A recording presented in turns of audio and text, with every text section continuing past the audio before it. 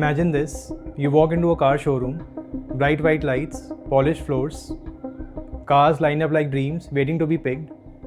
A salesman walks towards you, smiling, confident, और वो आपसे कहता है that sir, this car suits your personality. And in that moment, आपको ऐसा नहीं लगेगा that he is selling a car. आपको ऐसा फील होगा that he is selling a better version of you. आप जब कार के अंदर बैठोगे, soft seats, smooth steering, that new car smell, and suddenly for a moment you feel like you have made it, like all the hard work finally paid off. But then comes the question, वो आपसे पूछेगा, sir, how will you pay? And without thinking twice, you say EMI. Few hours later, you walk out with keys in your hand and a 7-year EMI on your head, and you don't realize it yet, but that car might be the reason that you stay broke. And nobody tells you this, but that one decision will quietly control your next 2500 days of life. Your salary, your savings, your peace of mind, your future, सब एक EMI के around revolve करेगा. And today, we are going to break this illusion completely. No motivation, no sugarcoating, only reality. That how much car can you really afford based on your salary? The average Indian car buyer spends nearly 40% of their monthly take-home pay on car-related costs like EMI, fuel, maintenance, insurance, parking. 40%. अगर आप experts से बात करोगे, financial experts से, तो वो कहते हैं कि ये नंबर कभी भी 10 to 15% क्रॉस नहीं करना चाहिए. Let's start with something uncomfortable. Most people watching this video cannot afford the car they are planning to buy. And I'm not saying this to demotivate you. I'm saying this to protect you. Because in India, buying a car is not just a purchase. It's an emotional event. Family involved होती है, neighbors notice करते हैं, relatives discuss करते हैं, Instagram पे post होता है. It becomes a statement, not a financial decision. But reality क्या है? इंडिया का मिडिल क्लास ऑलरेडी प्रेशर में है. Rising fuel, rising cost, rising rent, school fees, medical cost, inflation, और ऊपर से आप एक ऐसा एसेट लेते हो जो हर दिन वैल्यू लूज़ करता है और हर मंथ पैसा खाता है. This is not just bad financial planning, this is a silent financial trap. सबसे डेंजरस लाइन जब लोग बोलते हैं EMI तो सिर्फ 15,000 है, मैनेजेबल है. Let's slow this down. 15,000 per month sounds small, sounds safe, sounds doable. But let's expand this. 15,000 into 12, 1.8 lakhs per year. 1.8 lakh into 7 years, that's 12.6 lakhs. And that's just the EMI. अगर आप ये सब cost भी add करो, fuel 5 to 8,000 per month, insurance 20 to 30,000 per year, maintenance 15 to 25,000 per year, और उसके ऊपर से unexpected repair cost. Now your total cost becomes 20 to 25 lakh decision, but your brain only focuses on 15,000. This is called financial illusion. This video is about making you aware about making better car decisions and EMI decisions.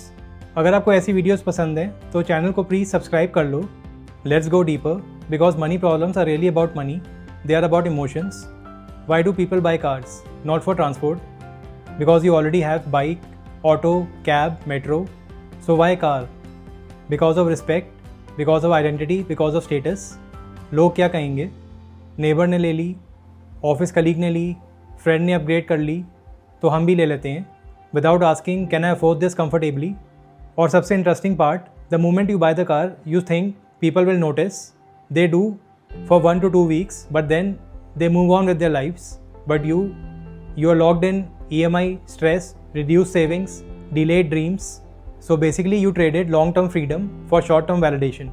Now the most important part, we break reality into 4 segments.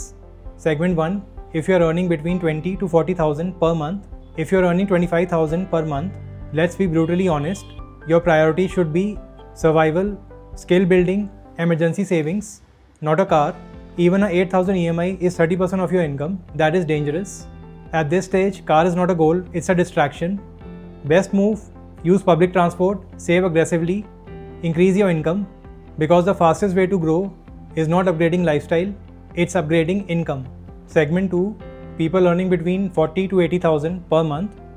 Now you feel I deserve a car, and yes, you can afford one, but only if you stay disciplined.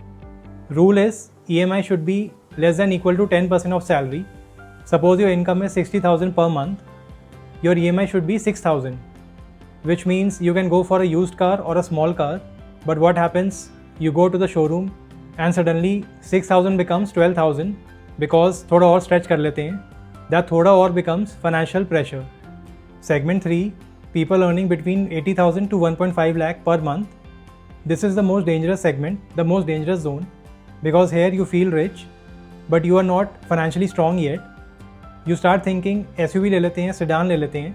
EMI becomes 20 to 30,000 per month, and slowly savings drop, investment delays, growth slows. This is where most middle class dreams die silently. Segment 4, people earning more than 1.5 lakh per month.